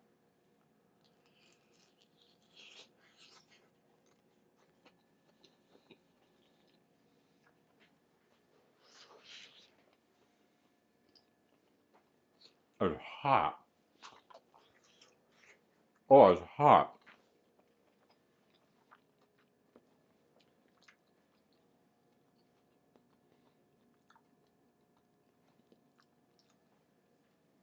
Hold on. I have to, before I comment on that, I have to taste this without the sauce.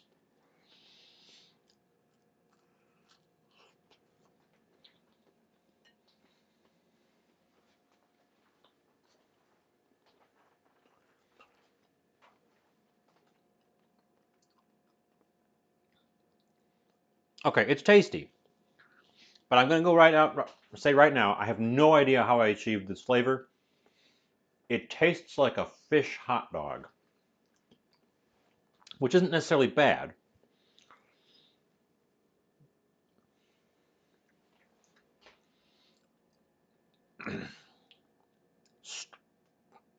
That's a little bit of a strange outcome, though. I wasn't expecting that. It's quite good with the. I thought it might be the sauce, but no, it's the thing itself.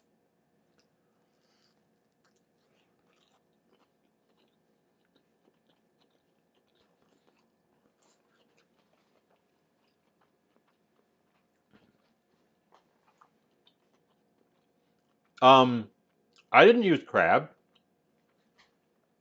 This is haddock.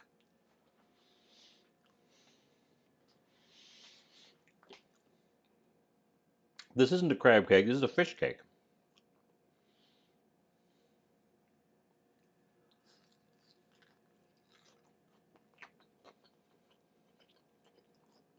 Mm.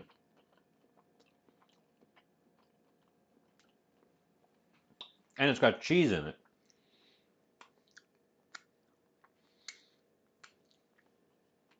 which gives it an interesting character, honestly. I should not just sit and eat this, I should talk about it. So it's got a lovely crisp crunch on the outside. And the inside, honestly, the texture is similar to like a firm, like a very firm fish. It sort of breaks apart as you bite into it, um, but it holds its shape really well. Um, the cheese is super mild. I think it's giving us more, kind of like a cheesy fish dog. It's giving us more of a texture and maybe just a hint of creaminess. Not a ton of flavor. Um, but I bet you'd notice if it wasn't there. Fascinating, fascinating result. It held together super well. I'm very impressed how the actual thing held together.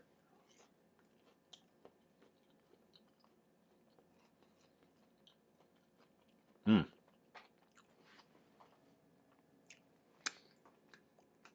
This is gonna be a good lunch for me. But I'm not gonna sit here and just scarf down a lunch with you guys. Um, I can't snooze the ad again. We have an ad coming up. I was planning to wrap us up real quick here. So let me talk about what my plans for the afternoon are. Um, and I will dive into this as my lunch. So, the cheesecake. I know you all want to see the cheesecake. The issue is the cheesecake's going to take another 45 minutes in the oven, just cooling.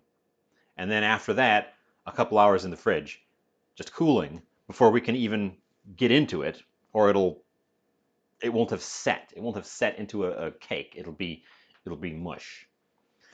I'm not going to sit here for 3 hours waiting for that. I'm going to be closing down the stream, send us off somewhere, eat my lunch, clean stuff up. I'll be coming back. Um, the project that I've been working on is a Magic the Gathering cube, Jumpstart cube. And if you're interested in that at all, I'm going to be set up on the table there, building, editing, and building packs for it. And during that, when the time comes, I will pull out the cheesecake and give a test. I will try to give a heads up on Twitter for people who want to just come in for that part and then jump back out. But that's the plan. That's the plan for the afternoon.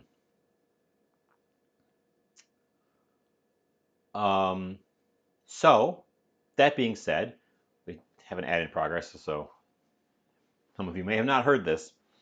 That being said, we're going to raid off. See who's on right now. Oh, well, you know who raided us last week? Was Violet. Guess who's on right now? Violet. Um, and looks like she's just getting started. Looks like she's just getting started. Oh, well, I'll keep an eye out for that. Maybe we can raid each other or watch each other or something. Um, right now, we're going to go raid Violet. She's not cooking. She's not doing art. She's going to be playing a game. The game is Dave the Diver, which is about a sushi restaurant and a guy who dives to catch the fish to serve in the sushi restaurant. So it kind of fits. It's kind of on theme. Um, anyways, keep an eye out for me coming back in the afternoon to check out the cheesecake. Thanks for hanging out. I will be back next week as well. We're planning on the normal Tuesday show, and I really should schedule a Thursday show, and just have something on Thursday as well. Because if I schedule it, then I'll do it. Whereas if I just think to myself, I should do it, then I won't end up doing it. Anyways, that's the plan for today. That's the plan for the week. I will see you when I see you. Check out Shining Spear whenever they're on today, I guess. Oh, and, go blow my nose. Here comes the countdown. So let me